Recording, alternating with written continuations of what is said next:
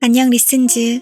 챕터 2에서 베넷씨가 아주 통쾌한 반전을 보여줬었어. 절대 안 갈 것처럼 굴던 사람이 동네에서 제일 먼저 빅리씨한테 인사를 하러 갔다고 마지막 순간까지 시치미를 딱 떼다가 이 말 한마디로 가족들을 발칵 뒤집어 놨었지. 이미 방문을 마쳐버렸으니 이제 그와 아는 사이가 되는 건 피할 수 없게 되었어. 그리고 드디어 무도회가 시작돼. 한 남자가 리즈한테 던진 이 한마디가 이 소설의 전체를 뒤흔드는 그 첫 번째 방아쇠가 돼. 준비됐어? 챕터 3 제3장 아루나리스 버전 오만과 편견 시작할게. 미스터 빅리를 만나고 온 베넷씨의 온 가족들은 궁금한 게 너무 많은 거야. 그래서 베넷 부인과 5 딸들은 아빠에게 온갖 질문을 퍼붓기 시작해.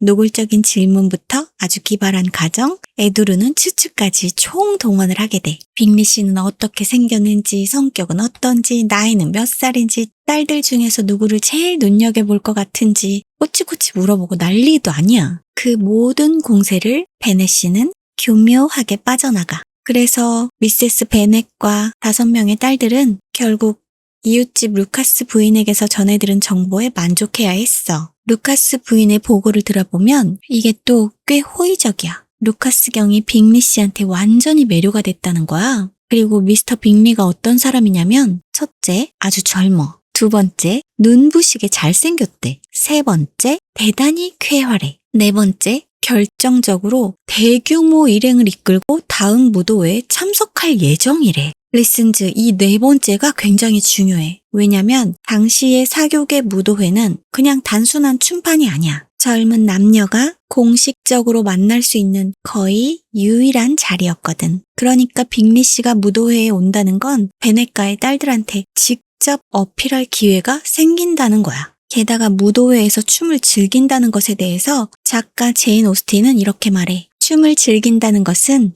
곧 사랑에 빠지기 위한 확실한 첫걸음이었기에 이 시대의 춤은 그냥 춤이 아니야. 파트너랑 손을 잡고 함께 움직이는 거잖아. 당시엔 그게 굉장히 친밀한 신체 접촉이었거든. 지금으로 치면 어떻게 해야 될까? 단둘이 카페에 오랫동안 앉아서 대화를 나누는 것 정도의 의미였달까? 뭘로 비교해야 될지 모르겠어. 이건 각자 한번 따로 생각해봐. 어쨌든 빅리 씨가 춤을 좋아한다는 건 사교적인 사람이고 연애에 열려있는 사람이라는 신호라는 거야. 우리 미세스 베넷 어땠겠어? 희망의 문이 활짝 열려있는 상태가 되는 거지. 우리 딸들 중에 하나라도 네더필드의 자리를 잡고 행복하게 사는 걸 볼 수만 있다면, 그리고 나머지 딸들도 다 그만큼 잘 시집 간다면 더 바랄 게 없겠어요. 베넷 부인의 진심이 느껴지지 않아? 딸 5을 다 잘 시집 보내는 게 미세스 베넷의 전부야. 단순히 욕심이 많은 엄마처럼 보일 수도 있기는 한데 솔직히 이 시대의 여자들한테는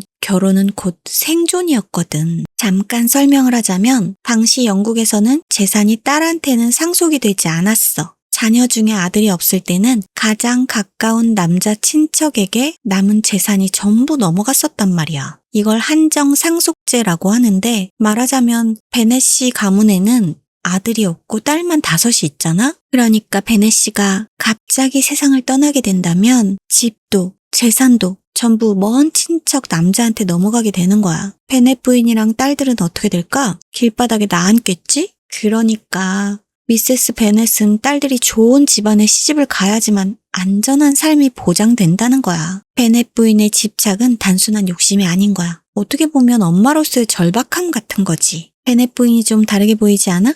그리고 내가 미세스 베넷이라고 했다가 베넷 부인이라고 했다가 왔다 갔다 하는데 그건 너무 뭐라고 하지 말고 그냥 그런가 보다 해줘. 이야기를 계속 진행해볼까? 며칠이 지났어. 드디어 빅리 씨가 베넷 씨의 방문에 답례하러 직접 베넷가에 찾아온 거야. 빅리 씨는 빅리 씨 나름대로 은근한 기대를 가지고 있었어. 왕성한 소문으로 들었던 베넷가의 아가씨들의 미모를 직접 확인할 수 있지 않을까 하는 그런 기대? 딸이 많은 집에 방문하는 총각의 심리지 뭐. 딴 거 있어? 그런데 현실은 아버지만 보고 돌아가야 했어. 정작 딸들은 인사도 못했고 서재에서 베넷 씨랑 한 10분 정도 대화만 하고 그냥 간 거야. 그럼 딸들은 어땠을까? 딸들은 위층 창문을 통해서 빅리 씨가 푸른 코트를 입고 검은 말을 타고 있다는 사실을 확인을 했지. 근데 이게 전부야. 그 다음에 베넷 부인이 빅리 씨가 돌아간 후에 저녁 식사 초대장을 보냈어. 베넷 부인은 머릿속으로 코스 요리까지 전부 다 짜놓은 상태로 어떤 요리를 어떻게 내놓을지, 어떻게 솜씨를 발휘할지 생각이 굉장히 많았어. 하나둘씩 그렇게 모든 계획을 해뒀던 거야. 그런데 답장은 빅리 씨가 다음날 급히 런던에 가야 할 일이 생겼기 때문에 올 수가 없대. 어쩌겠어. 베넷 부인이 좀 많이 실망했겠지? 허드퍼드셔에 도착한 지 얼마나 됐다고 벌써 런던에 볼 일이 생겼대? 이 사람 네더필드에는 안 붙어있고 여기저기 떠돌아다니기만 하는 건 아니야? 막 이런 걱정들을 하는 거야. 이해도 되지. 그냥 잠깐 들렸다가 떠나버리는 사람들도 많을 거잖아. 그런데 이때 구세주라고 해야 되나? 루카스 부인이 등장해서 이런 얘기를 해줘. 이번 무도회에 내려올 일행을 모으러 런던에 간 것뿐이에요. 이 말 한마디에 베넷 부인의 불안은 싹 가라앉게 돼. 그리고 이 소문은 파다하게 퍼져.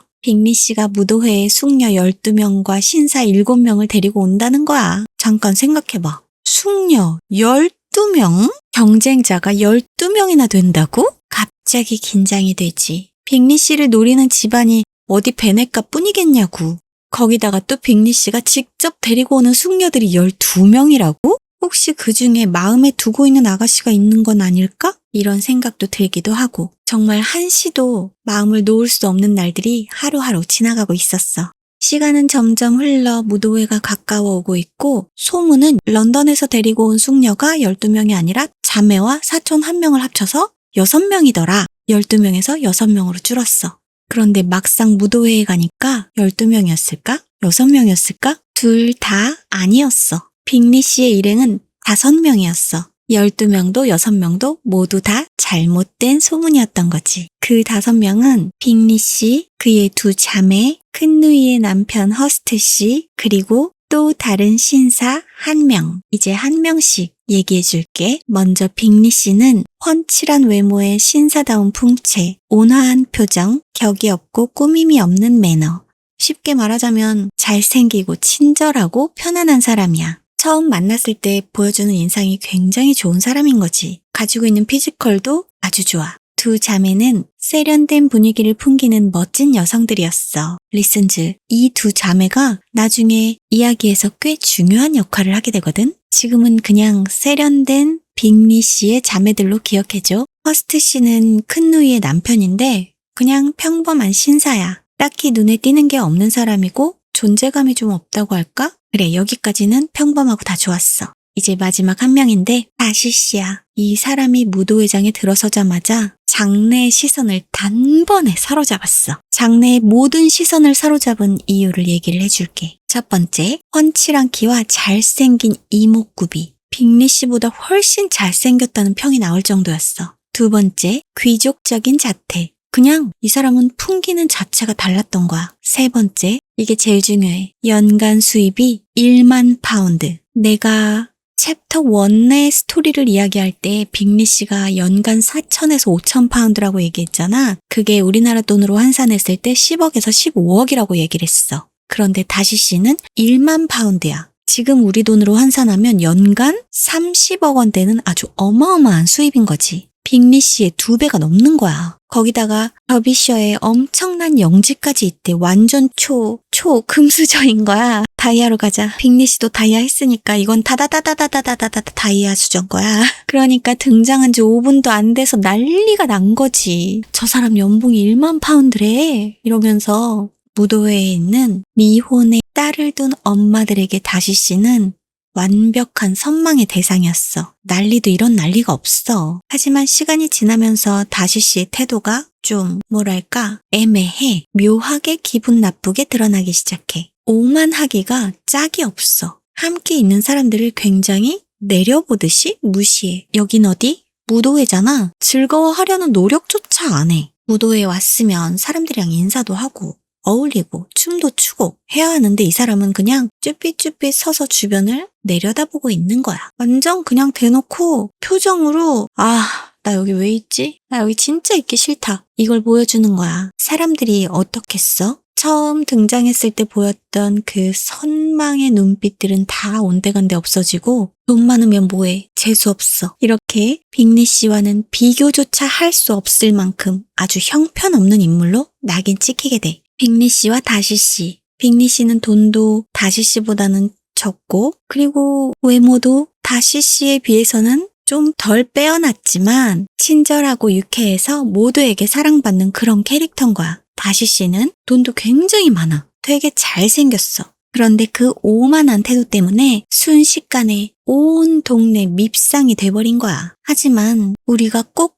짚고 넘어가야 할 부분이 있어. 바로 이 어깨 뽕뽕 4가지 대마왕 온 동네 밉상 다시 씨가 이 소설의 또 다른 주인공 피치 윌리엄 다시야. 첫인상은 완전히 망했지. 최악이라고 할 수 있지. 앞으로 이 사람이 어떻게 변해가는지, 또 우리의 리즈랑은 어떤 관계가 될지. 사실 너무 유명한 책이고 영화로도 나오고 드라마로도 나와서 모든 사람들이 알고 있는 이야기이지만 그래도 두 사람이 어떻게 이 이야기를 옥신각신 끌고 갈지는 제목인 오만과 편견이 다 얘기해주는 느낌이야. 우리 빅리 씨 얘기로 다시 돌아가 볼까? 이 사람 무도에서 완전 반짝반짝 빛나. 주요 인사들과 금세 안면을 텄고 단 한 번의 춤도 거르지 않아. 무도회가 너무 빨리 끝난다며 아쉬워하더니 급기야 이런 말까지 해. 나 네더필드에서 직접 무도회를 열어야겠어. 이건 자기 저택에서 파티를 열겠다는 거야. 처음 온 동네에서 첫 무도회에 참석한 날 바로 이런 선언을 한다는 건 완전 통이 크고 유쾌한 사람이라는 거야. 그의 친구 다시 씨는 알겠지만 빅리 씨랑은 완전 반대야. 다시 씨도 나름 춤을 추긴 췄어. 그 상대는 허스트 부인이랑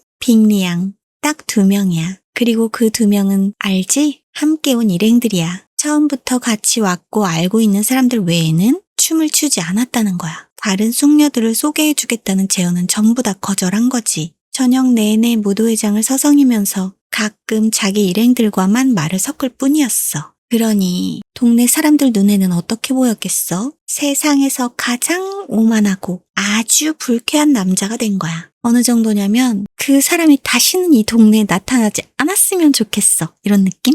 그 중에서도 가장 격렬한 반감을 품은 사람은 바로 순수한 우리 베넷 부인이야. 다시 씨의 거만한 태도가 못마땅했는데 거기서 끝나지 않고 딸들 중에 한 명을 무시했다는 사실까지 알게 돼. 그러니까 이건 단순한 반감이 아니라 꼴배기 싫은 특정 개인에 대한 깊은 원한? 정도라고까지 할 정도?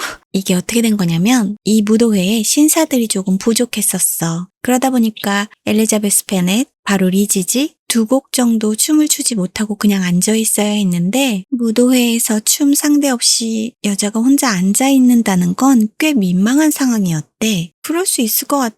다 당연하게 춤을 추는데 혼자 구경을 하고 있는 거니까. 근데 그때 마침 다시 씨가 리지 근처에 있었고 빅리 씨가 다시 씨한테 리지와의 춤을 권하러 왔던 거야. 이봐 다시, 자네도 춤을 춰야 해. 이렇게 멍하니 혼자 서 있는 꼴은 정말 보기 싫군. 그러지 말고 어서 한번 춰보게. 이 말에 다시 씨는 난 절대 안 추겠네. 자네도 알다시피 난 안면이 있는 파트너가 아니면 춤추는 걸 질색하잖아. 이런 무도회에서는 더더욱 견디기 힘든 일이지. 자네 누이들은 이미 파트너가 있고 이 홀 안에서 나랑 춤을 추는 게 고역이 아닐 여자는 단 한 명도 없단 말일세. 뭐야, 잘나방. 되게 기분 나쁠 것 같아.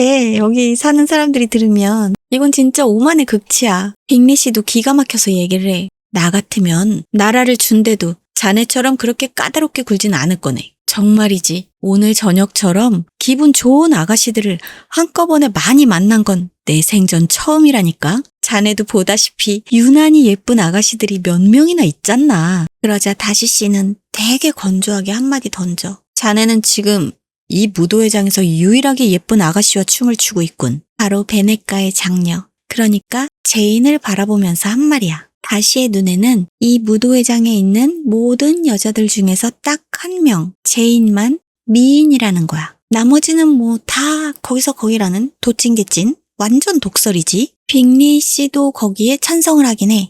그녀는 내가 본 사람 중 가장 아름다운 생명체야. 이렇게 얘기를 하지. 가장 아름다운 생명체. 그냥 예쁘다는 게 아니야. 극찬의 극찬의 극찬인 거지. 빅리 씨는 거기서 멈추지 않고 다시 씨한테 슬쩍 한 번 더 권해. 하지만 바로 자네 뒤에 앉아있는 그녀의 동생도 아주 예쁜걸? 게다가 성격도 쾌활해 보이던데 내 파트너에게 부탁해서 자네를 소개해달라고 할 테니 어서 가보게. 가장 아름다운 생명체인 제인의 동생, 바로 리지 얘기를 한 건데 다시씨가 몸을 돌려서 리지를 보고 잠깐 둘이 눈이 마주쳤어. 그 순간 다시씨는 시선을 확 거두더니 차갑게 내뱉는 거야. 그럭저럭 봐줄만은 하군. 하지만 내 마음을 끌 만큼 예쁘진 않아. 게다가 난 지금 다른 남자들에게 외면당한 아가씨나 치켜 세워줄 기분이 아니거든. 자네는 어서 파트너에게 돌아가서 그 미소를 즐기기나 하게. 나랑 이러고 있는 건 시간 낭비일 뿐이니까. 대박 사건. 사실 영어 원문에는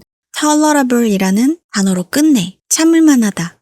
그럭저럭 견딜 수 있다. 요 정도의 뜻이거든. 예쁘진 않아. 그렇다고 못 봐줄 정도는 아니야. 이게 칭찬이야 욕이야. 욕인 것 같아 내가 봤을 땐. 거기다가 다른 남자들에게 외면당한 아가씨라니. 이건 정말 너무 무례하잖아. 리지가 춤 상대가 없어서 앉아있는 걸로 봤던 거야. 말하자면 누구도 찾지 않는 인기 없는 그런 사람이라고 표현을 한 거지. 완전 이중으로 상처를 주는 말인 거지. 어떻게 보면. 아, 이 사람 진짜 말본새가 아주 주먹을 부르는 말본새인데 말이야. 이 말은 고스란히 리지에게 들려. 우리 리지는 어떻게 반응했을까? 펑펑 울었을까? 아니면 자리를 박차고 나갔을까? 원문에 써있는 글은 그녀는 친구들 사이에서 이 이야기를 아주 신나게 늘어놓았습니다. 라고 나와. 이게 바로 엘리자베스 베넷이야. 조금 전에 아주 오만한 동네 최고의 부자한테 그럭저럭 봐줄만 하다는 소리를 들었는데 상처받고 우는 게 아니라 친구들한테 이 이야기를 신나게 퍼뜨린 거야. 야, 나 이런 일 있었다? 막 완전 이거 있잖아. 누가 나한테 이러더라? 막 이런 거 있잖아. 작가인 제인 오스틴은 리지를 이렇게 얘기해. 엘리자베스는 원래 명랑하고 장난기 넘치는 성격이라 우스꽝스러운 일이라면 무엇이든 즐거워할 줄 아는 아가씨였거든요. 이게 바로 리지의 진짜 매력이야. 상처를 받거나 기죽거나 분노하는 게 아니라 저 사람 되게 웃기네 이러면서 이걸 웃음거리로 만들어버리는 힘. 200년 전 영국의 기존세 언닌 거지. 오만과 편견의 두 주인공 리지와 다시씨의 첫 만남이야. 전반적으로 이 무도의 날의 저녁은 온 가족에게 즐거운 시간이었어. 큰딸 제이는 빅리 씨와 춤을 2번이나 췄고 이건 대단히 큰 사건이야. 무도회에서 같은 상대와 2번 춤을 추는 건 굉장히 의미 있는 행동이거든. 예의상 1번 추는 거랑은 완전히 달라. 관심 있다는 신호를 공개적으로 보내게 되는 거야. 빅리 씨의 누이들도 제인을 각별하게 대했대. 제인은 어머니만큼이나 기뻤지만 훨씬 차분하게 그 기쁨을 누렸어. 제인은 기쁜 감정을 속으로 조용히 간직하는 스타일이야. 베넷 부인의 딸이라고는 사실 믿어지지 않을 정도야. 리지는 언니의 행복을 함께 느꼈어. 정작 본인은 다시씨한테 그 끔찍한 말을 들었는데도 언니가 행복하니까 본인도 기쁜 거야. 이 자매 너무 사랑스럽지 않아? 메리는 인근에서 가장 교양 있는 처녀라는 말이 빅리 양의 귀에 들어갔다는 소식을 들었어. 메리 기억하지? 책 읽고 발췌록 만드는 그 진지한 셋째 딸 있잖아. 메리는 춤보다 이런 평판이 더 기분이 좋아. 키티와 리디아는 파트너가 끊이질 않아. 이 무도회에서 2 아이가 신경 쓰는 건 오직 춤 상대. 그게 전부였다는 거야. 그냥 깊게 생각 없이 즐겁게 무도회를 즐기고 왔단 얘기야. 이렇게 베넷가의 무도회는 좋은 기분을 마음에 담고 롱본 마을 집으로 돌아와. 롱본은 베넷가가 살고 있는 마을의 이름이야. 책에 빠지면 시간 가는 줄 모르는 베넷씨는 아직까지 잠을 안 자고 깨어 있었어. 무도회 다녀온 이 딸들의 이야기가 궁금했겠지. 베넷씨는 속으로 이런 생각을 했어. 아내가 낯선 이방인에게 품었던 온갖 환상이 깨져서 현실을 바라봤으면 좋겠다. 이런 생각? 딸들을 걱정하고 신경 써서 빅리 씨한테 가장 먼저 인사까지 가긴 했지만 한편으로는 부인의 기대가 너무 오버스럽다고 생각했던 거야. 그래서 어떤 이야기를 할지 궁금해하고 있었는데 베넷 부인이 방으로 들어서면서 완전히 폭발하는 거야. 여보, 정말 즐거운 저녁이었어요. 무도회가 아주 훌륭했어요. 당신도 거기 있었어야 했는데 제인이 얼마나 인기가 많았는지 말로 다 못할 정도예요. 다들 제인이 너무 예쁘다고 난리였고 빅리 씨도 제인이 정말 아름답다고 생각했는지 춤을 2번이나 췄다니까요. 세상에, 여보, 춤을 2번이나 췄다고요. 그 홀에서 2번씩이나 춤을 청한 여자는 제인뿐이었어요. 베넷 부인은 2번을 계속 강조해. 이게 얼마나 대단한 일인지 남편한테 각인시키고 싶었던 거야. 베넷 부인의 기대가 무너지길 바랬다면 베넷 씨의 생각은 완전히 빗나간 거지. 오히려 기대 이상의 결과가 나왔어. 그리고 베넷 부인의 이야기는 계속돼. 처음엔 루카스 양에게 청하더라고요. 그 애랑 같이 서 있는 걸 보니까 얼마나 속이 상하던지.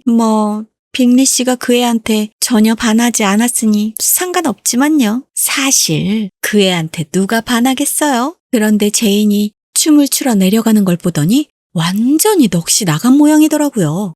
그래서 제인이 누군지 묻더니 소개를 받고 그 다음에 두 곡을 또 청했어요. 그리고 나서 세 번째 두 곡은 킹 양이랑 쳤고 네 번째는 마리아 루카스랑, 그리고 나서 다섯 번째는 다시 제인이랑 쳤고 여섯 번째는 리지랑, 그리고 블랑제 춤을 추는데 베넷 부인 진짜 대단하지 않아? 빅리 씨가 누구랑 몇 번을 춤을 췄는지 그 순서까지 줄줄 꿰고 있는 거지. 무도회 내내 빅리 씨한테 레이더가 딱 꽂혀가지고 그냥 완전 맨 눈으로 감시한 거야. 이렇게 긴 파트너 목록을 듣던 베넷 씨가 결국 이런 말을 해. 그 친구가 나를 조금이라도 불쌍히 여겼다면 그렇게까지 춤을 많이 추지는 않았을 거요. 제발 부탁이니 그놈의 파트너들 얘기 좀 그만하시오.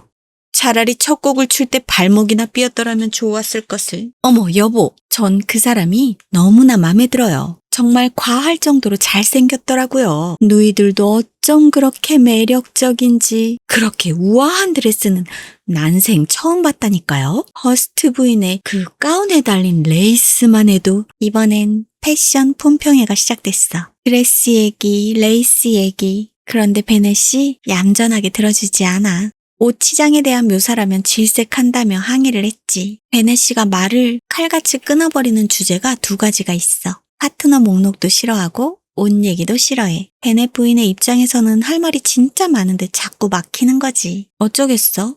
화제를 돌릴 수밖에. 이번엔 아주 쓰라린 심정으로 약간의 과정을 섞어서 그 사람은 정말 기분 나쁘고 끔찍한 남자라 잘 보일 가치조차 없어요. 시작은 좋지? 어찌나 거만하고 자만심이 강한지 도저히 참을 수가 없더라니까요. 여기저기 으스대면서 걸어다니는데 자기가 세상에서 제일 잘난 줄 알더라고요. 춤을 추기엔 충분히 잘생기지도 않았다나 뭐라나. 리슨즈, 이 말 기억해? 원래 다시 씨가 한 말은 이거였잖아. 그럭저럭 봐줄만은 하군. 하지만 내 마음을 끌 만큼 예쁘지는 않아. 그치, 이거였지. 그런데 베넷 부인이 이걸 다시 씨 본인이 춤추기엔 잘생기지 않았다는 말로 뒤집어버린 거야. 베넷 부인이 분이 풀리지 않으니까 다시 씨가 한 말을 살짝 비틀어서 다시 씨 흉을 보는 걸로 만들어버린 거지. 베넷 부인이 은근히 유머 코드가 하이 코드야. 그리고 남편한테 아쉬움을 토로해. 여보, 당신이 거기 있어서 그 콧대를 좀 납작하게 눌러줬어야 했는데. 베넷 씨가 무도회에 같이 안 간 거 알지? 그래서 그게 너무너무 아쉬웠나 봐. 그리고 마지막으로 정말 질색팔색하면서 이런 얘기를 해. 난 그 남자가 정말 질색이에요. 리슨즈, 오늘 준비한 이야기는 여기까지야. 이렇게 3장이 마무리돼. 아주 오만한 남자 다시씨, 그리고 편견을 갖게 된 리지와 베넷 부인. 사실 지금부터가 이 이야기의 진짜 시작이라고 볼 수 있는데 이 이야기는 다음 주 금요일 늦은 밤 10시에 계속 들려줄게. 좋아요와 구독, 알림 설정, 그리고 하이프까지. 이것저것 자꾸 막 해달라서 귀찮지. 그래도 좀 해줘. 나는 성장과 더 좋은 이야기로 보답할게. 리슨즈, 오늘도 좋은 밤 보내고 잘 자고 좋은 꿈 꿔.